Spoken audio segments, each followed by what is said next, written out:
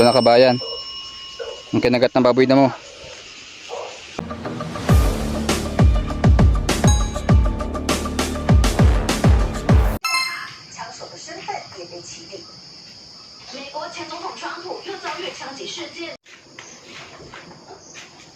Tayo na tayo, good morning.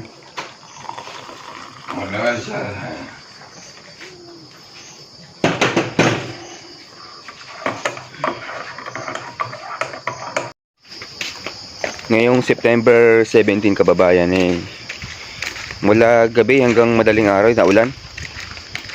At ang panahon ay masama sa Taiwan. Yung kabayan, mga ulap mabilis gumalaw. Ngayon kabayan, mag-CR sana ako. Kaso itong aking damit kagabi, ngayon ay merong 100 Ibig sabihin po niyan hindi rin niya kukunin. Kasi kahit na damit ko yan na pinaglaban na tinanggal ng amo, alagay ng pera dyan, ibig sabihin ito itatanong pa rin natin at ibibigay sa kanila. At sila na bahala kung ibibigay sa akin o saan ba yan. Kasi hindi yan basta-basta kababayan na kukunin mo lang dito yan sa Taiwan. Yan po ay may sanapain o kaya kung anong klaseng tao ka, ganyan po ang mga amo kababayan. At ang maliit na halaga na yan o malaking pera ay iisa lang yung kababayan kapag iyan ay kinuha mo na hindi sa'yo. So yung kabayan, share ko lang ulit sa inyo isa good news. Kasi yung kaninang 100, ito po yun. At binigyan ulit ako ng pang-almusal kababayan. At sinabi natin yun, sabi nila sa akin daw yun. Binigay, 200. Ay pa? Sisuwana. Napen 7 na Tanisha. Napen 7. Autobike. At isang magandang umaga kabayan, September 17. At dyan po ako nag-almusal sa aking kaibigan. At ay meron siya ditong kwento kasi yung mga saging na yon kabayan nung kasagsagan ng ulan na nakaraang araw ay itinumba ng baboy damo. Puntahan po natin kabayan, share ko po sa inyo. Diyan na po yung kubo. At ayun na, nakatumba na yung isa. So ayan kabayan. Uwa. Ang laking bakas Puntahan pa natin sa pinakataas. Ito po ay delikado po ito sa Taiwan kabayan. Kasi malaking baboy po yan. Wild baboy damo.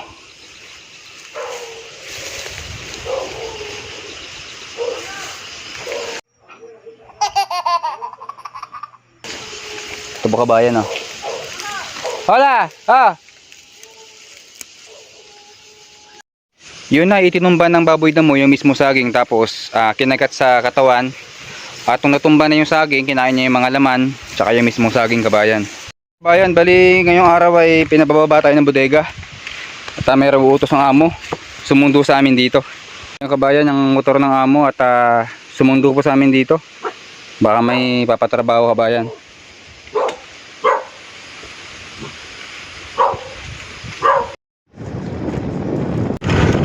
Ngayon kabayan ay meron silang iuutos at hindi pa natin alam kung ano ang trabaho na yun ngayong araw. Pero kaninang umaga ay hindi pa tayo nagtrabaho doon at doon tayo tumambay sa kubo ng aking kasama sa trabaho.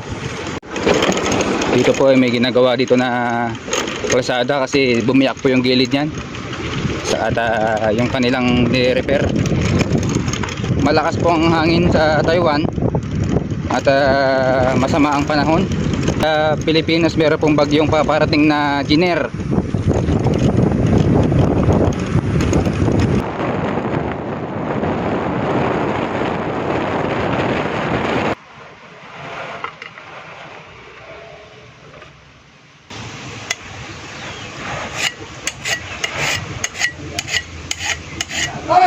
Hey! Magbebenta pala kami ng mga buko sa Taitung. Nakasayad na ako dito sa taas ng sasakyan. Ayop na init.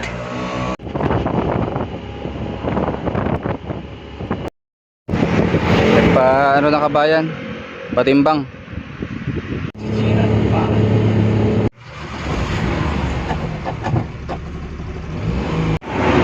Nahanap namin yung aming amo ay biglang nawala, naiwan yung cellphone. Talaga matanda na yun. Nasaan kaya yun? Iniwan na naman sa palengke kanina eh. Ang aking amo na naulanin. Mukhang maghapon kami dito kakahanap ah.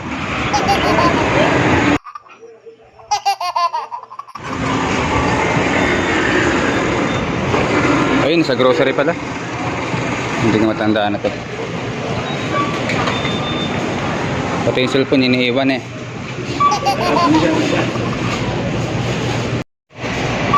Dito kababayan, ang napansin ko dito ay karamihan dito puro matatanda. Dahil bang bansa na ito ay ang malagasan nila ay ang buhay kaysa sa pera kabayan. Kabayan, pati yung mga nagkatrabaho puro matanda rin dito. O puti-puti na yung buhok kabayan, nagkatrabaho pa rin. Ayun, matanda na naman. Yung kabayan, yung mga nagbabasura. Yung mga kumukolekta kabayan ng basura ay matatanda na rin. Na dapat ay binata na nagkatrabaho. Ang aking amo na makalimutin na. May mga pinagbibili-bili niya. Ito ay karne na templado na 79.90 at puro noodles ang binili niya kabayan. Mahilig sa ano to eh, o tawagin ay pomian. Yan o, noodles na may halong gulay na may beef. Mga kabayan ay pauwi na po kami. Yun, kakauwi lang kabayan. At ay grabe init. Tapos biglang ulan. Yan po ngayon sa Taiwan kababayan ng season. At malapit na po yung taglamig kabayan. At ngayong tanghali tayo magpapahinga. At sarap po lang po ngayon kasi gumala lang kanina at konting trabaho lang. Ngayon ito ang ating pagkain. At ano po ito kabayan? Pinarito ang baboy. Yan. Paiku kung tawagin. Pentang.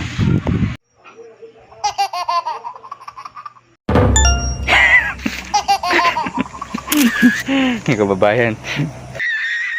Yan, September 17 po ngayon may pinapatanggal sa akin yung amo ngayon. Kailangan po mag-iingat kasi ano po yan. Yan yung pinakamasakit kababayan. Ang pinakamalaking lulumbo. Ngayon may dala tayong pang spray dito. Kasi ito kabayan pinapalabas to ng mga amo ngayon. Doon natin titirahin niya sa kabila para ma-sprayan kababayan. Huwag paharap. Kasi talagang durog tayo dyan.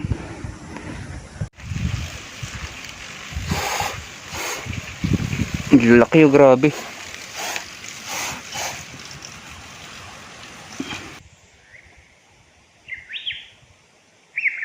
Laki. Sobrang laki.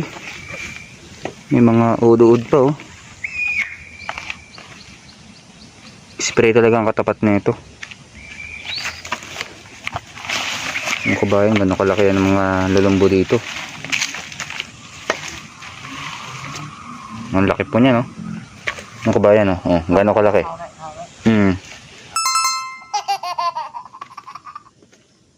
Wala, capan.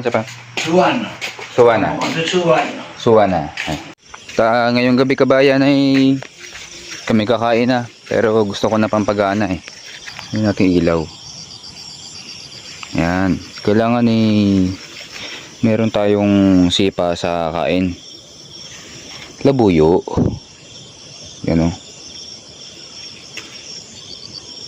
Papagana po kasi ito. At isa po ngayon napakasimpleng gabi kababayan. September 17. At ang galaw ng ulap ngayon ay medyo mabilis-bilis kasi medyo masama ang panahon. Meron po paparating na bagyo sa Pilipinas. Kain po tayo. Ngayon kabayan, dito po yung nagluto yung amo. Ngayon, dapat dito kami kakain kaso nasira ang ilaw. Kaya dun po tayo kakain sa labas kabayan. Yun o, nagluto sila ng kalahati na isda na malaki. Parang tilapia yata to eh.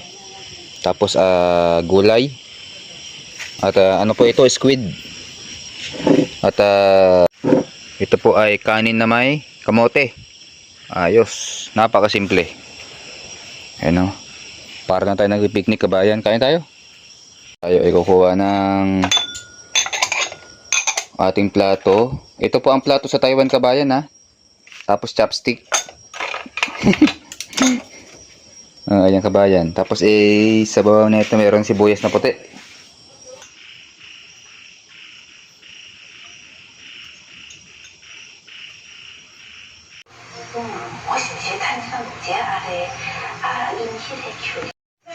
At kabayan, 8:30 PM.